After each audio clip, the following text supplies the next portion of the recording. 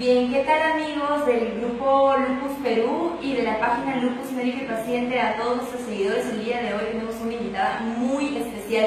Ella es mi maestra, la doctora Marlene Tiber.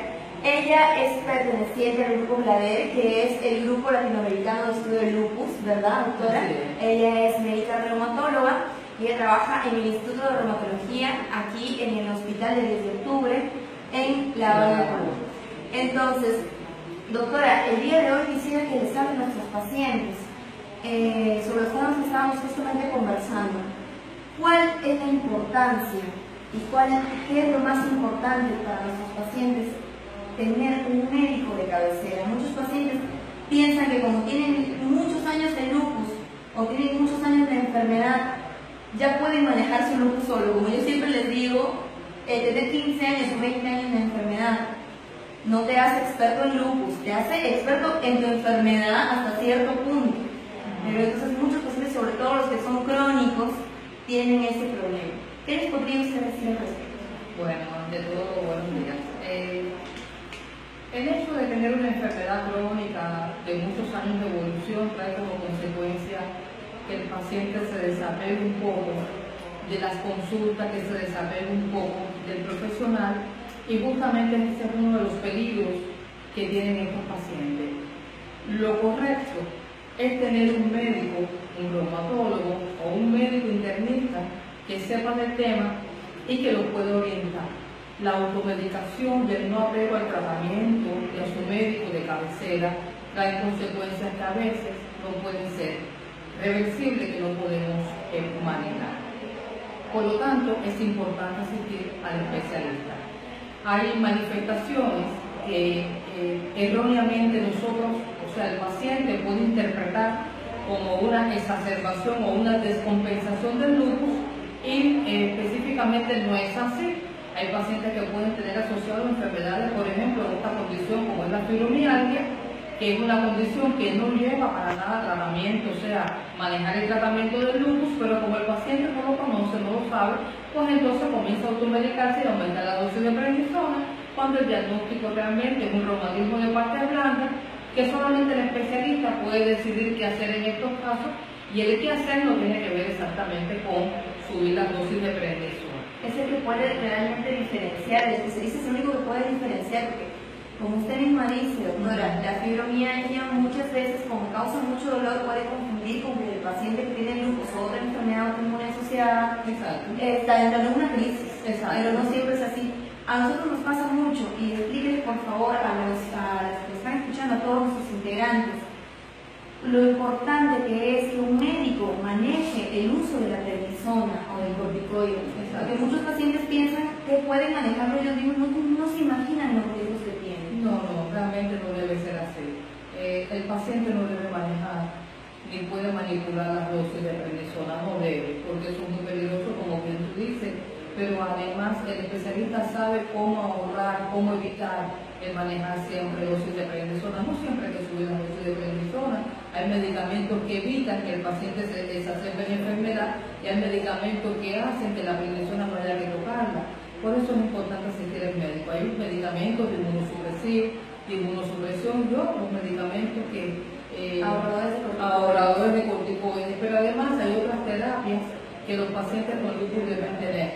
Bien, desde terapias generales, que son muy importantes, de orientación al paciente y a la familia. Hay conocimientos, por ejemplo, que la familia desconoce. La familia tiene que saber, la pareja tiene que saber que esa enfermedad no es contagiosa. La pareja tiene que saber que esa enfermedad no es cáncer, es una enfermedad donde se altera la autoinmunidad del paciente. Hay una serie de medidas que solamente asistiendo al lugar correcto, al especialista, eso se puede lograr. Y sobre todo con la medicación. Hay medicación que no es esteroide ni es otro tipo de inmunosupresión. Hay medicaciones que el paciente con lupus lleva y que solamente yendo al médico no se va a enterar y tiene que llevar. Yo siempre digo, doctora, cada paciente tiene su medicamento. Exacto. La única manera de saber qué medicamento lleva cada paciente es asistiendo. Y la dosis. Las dosis no se pueden improvisar. Y hay manifestaciones de lupus que llevan pequeñas dosis de prednisona, por ejemplo, pero hay manifestaciones que llevan dosis moderadas y no grandes dosis. hay que saber disminuir las grandes dosis en el tiempo. Eso es muy importante. Exacto. Doctora, ¿usted podría explicar cómo se debería bajar? Porque muchos pacientes siempre nos preguntan ¿por qué tengo que bajar la prednisona de a poquitos?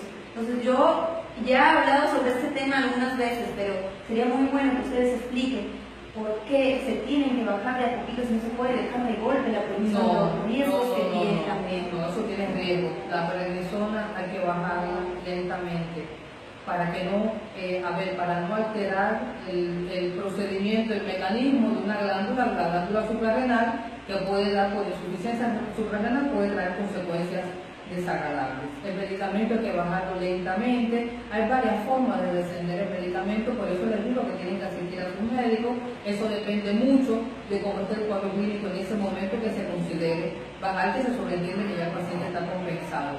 Y otro elemento importante es cuándo yo debo bajar el esteroide. Es decir, si usted baja el esteroide en un momento en que no debe ser, por eso insistimos tanto en el médico, por supuesto que mira para atrás. Si baja el esteroide en un momento donde no tiene un medicamento que impida que usted haga una exacerbación de la enfermedad, bueno, pues la va a tener a disminuir el esteroide en un momento donde no tiene un medicamento que evite todo eso.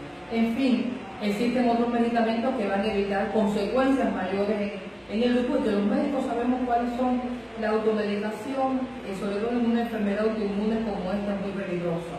Es muy peligrosa. Y hay que hacer profilaxis con calcio, hay que hacer profilaxis con vitamina D. El especialista sabe cuándo y por qué tiempo hacerlo. O sea, yo creo que es importante para todos asistir a estos especialistas. Doctora, por último, ¿podría usted decirles a los pacientes qué signos de alarma, sobre todo pacientes con lupus, tienen que tener en cuenta para entonces correr al médico?